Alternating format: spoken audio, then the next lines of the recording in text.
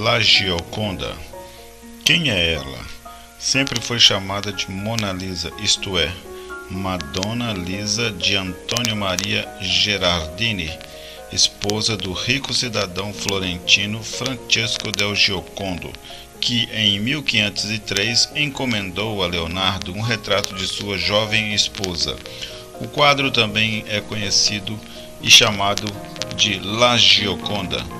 Não se sabe ao certo, porém, se o inquieto Leonardo chegou a terminar a encomenda. É provável que a pintura tenha começado com um retrato da esposa do nobre, mas acabou se tornando algo muito maior. A imagem dá a ideia que Leonardo fazia da beleza perfeita. Mona Lisa de Leonardo da Vinci é provavelmente a pintura mais famosa do mundo. Está no Museu do Louvre, em Paris, protegida por um grosso vidro à prova de balas.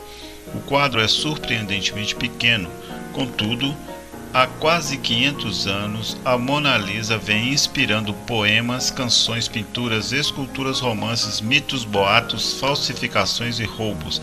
E hoje em dia, seu rosto aparece em incontáveis anúncios comerciais no mundo inteiro. Como disse o artista e biógrafo Giorgio Vasari, sua boca unida à coloração de carne do rosto pelo vermelho dos lábios parecia a de um ser vivo e não de uma pintura. Olhando para a garganta, se pode jurar que o sangue ali pulsava. A pintura a óleo sobre madeira de álamo encontra-se exposta no Museu do Louvre, em Paris, e é uma das suas maiores atrações. Sua pintura foi iniciada em 1503 e é nesta obra que o artista melhor concebeu a técnica do esfumato. O quadro representa uma mulher com uma expressão introspectiva e um pouco tímida. O seu sorriso restrito é muito sedutor, mesmo que um pouco conservador. O seu corpo representa o padrão de beleza da mulher da época, de Leonardo.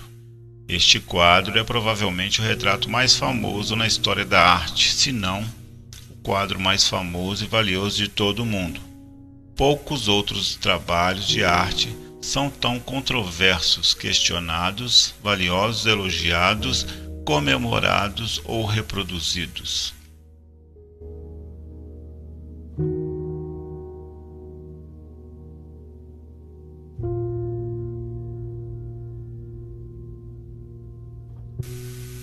Cenário impossível. Olhe com atenção e você verá que há duas paisagens ao fundo.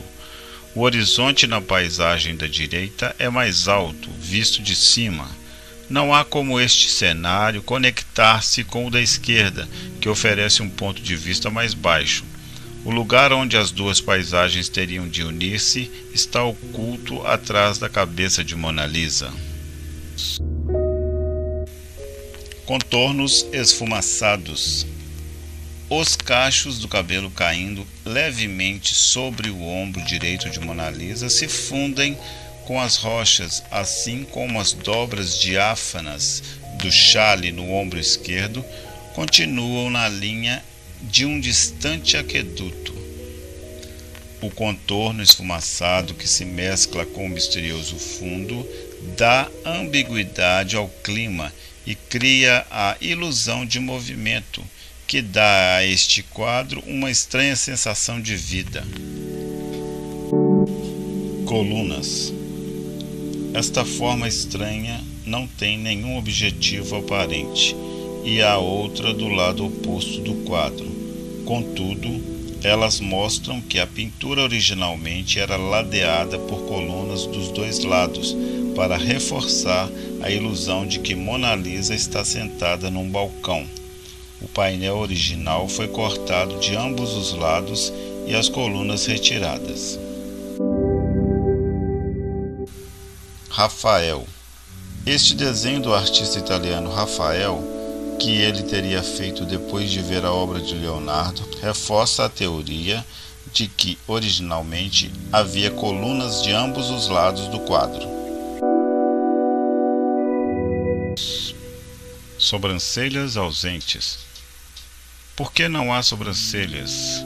A explicação mais provável é que Leonardo colocou as sobrancelhas como um toque final na tinta seca do rosto. Mas a primeira vez que o quadro foi limpo, talvez no século XVII, o restaurador usou um solvente impróprio e as sobrancelhas se dissolveram para sempre.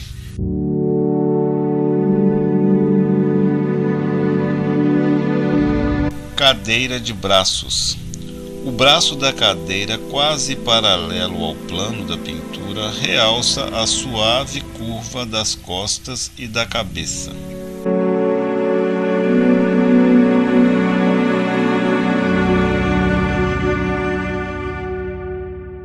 Mangas. As mangas foram pintadas num estilo nítido e bem definido, com contornos relativamente fortes, coerente com o estilo dos trabalhos anteriores de Leonardo. Contudo, o pano sobre o ombro de Mona Lisa foi pintado num estilo muito mais suave, semelhante ao das obras posteriores do artista. Isso sugere que Leonardo trabalhou neste quadro por um considerável período de tempo. É possível que só o tenha concluído em 1510.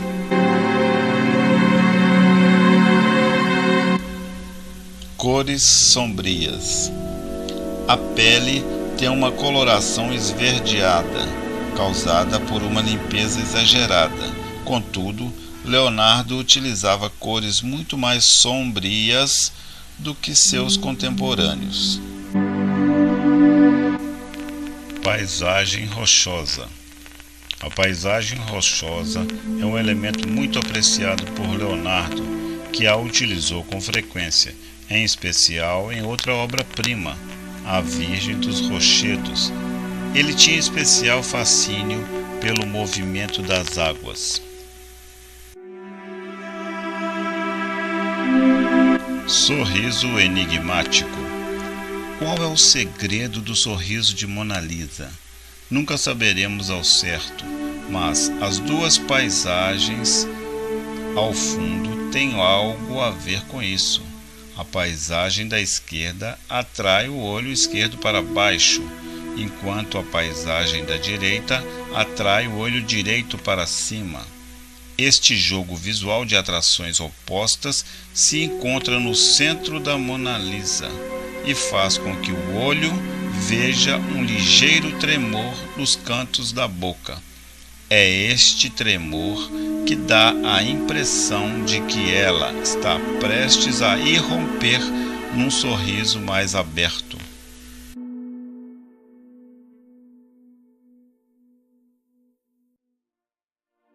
Belas mãos. Note o belíssimo formato das mãos. Um dos muitos triunfos deste quadro. As mãos estão inteiramente relaxadas, acentuando assim a suave majestade da figura representada. Paisagem árida. Os únicos sinais de presença humana nessa paisagem são as estradas e o aqueduto. É uma paisagem inóspita, mas que sugere as forças elementares da vida.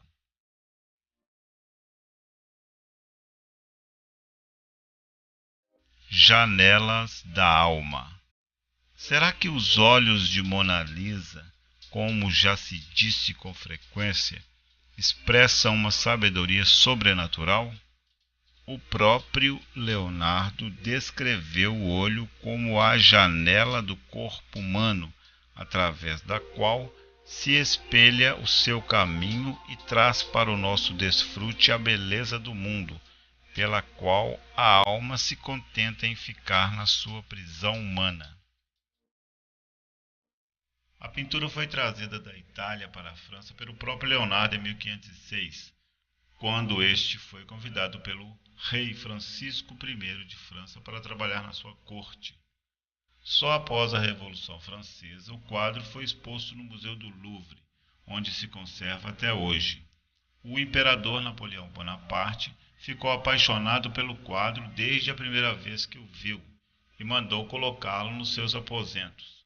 Porém, Durante as guerras com a Prússia, a Mona Lisa, bem como outras peças da coleção do Museu Francês, foram escondidas em um lugar seguro. A 22 de agosto de 1911, cerca de 400 anos após ser pintada por Leonardo da Vinci, a Mona Lisa foi roubada. Muitas pessoas foram presas e interrogadas sob suspeita de roubo da obra-prima italiana. Entre essas pessoas estaria Pablo Picasso. Acreditou-se que a pintura estava perdida para sempre, que nunca mais iria aparecer. Porém, a obra apareceu na Itália, nas mãos de um antigo empregado do museu onde a obra estava exposta. Em 1956, um psicopata jogou ácido sobre a pintura, danificando a parte inferior da obra. O processo de restauração foi demorado. No mesmo ano, um boliviano jogou uma pedra contra a obra, estragando parte da sombra no olho esquerdo da musa de Da Vinci. Sombra esta que é comumente confundida com uma sobrancelha, porção de pelos que a Mona Lisa não tem.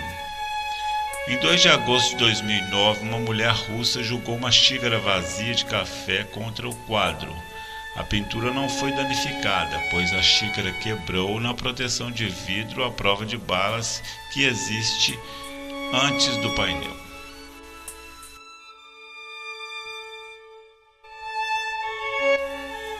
Influência e aspectos culturais. A Mona Lisa, enquanto quadro mais famoso do mundo, adquiriu o estatuto de ícone cultural.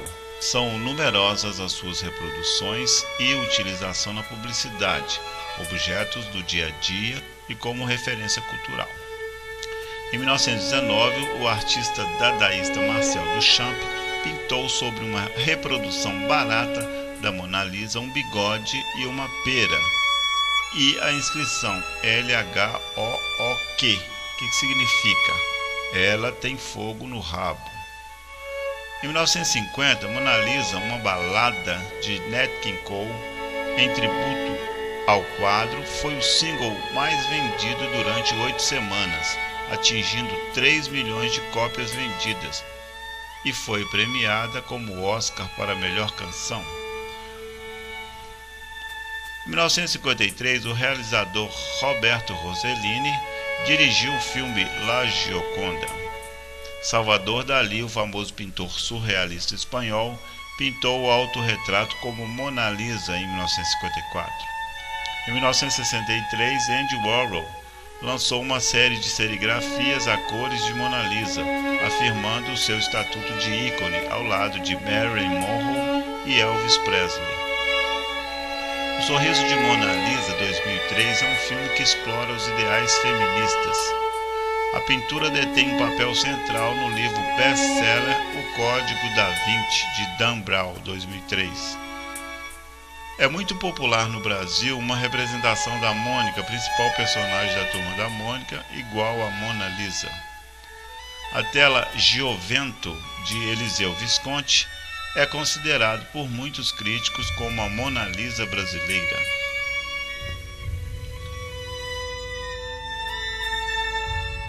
Leonardo da Vinci, 1452-1519. Pintor, escultor, arquiteto e engenheiro, Leonardo foi o talento mais versátil da Renascença italiana. Contudo, a própria versatilidade de seu gênio fez com que ele terminasse relativamente poucas pinturas de grande importância. Mas seus numerosos desenhos, que combinam a precisão científica com uma intensa e poderosa imaginação, refletem a extraordinária amplidão de seus interesses, que abrangiam a biologia, a fisiologia, a hidráulica e a aeronáutica. Ele inventou o primeiro tanque blindado e até mesmo projetou aviões.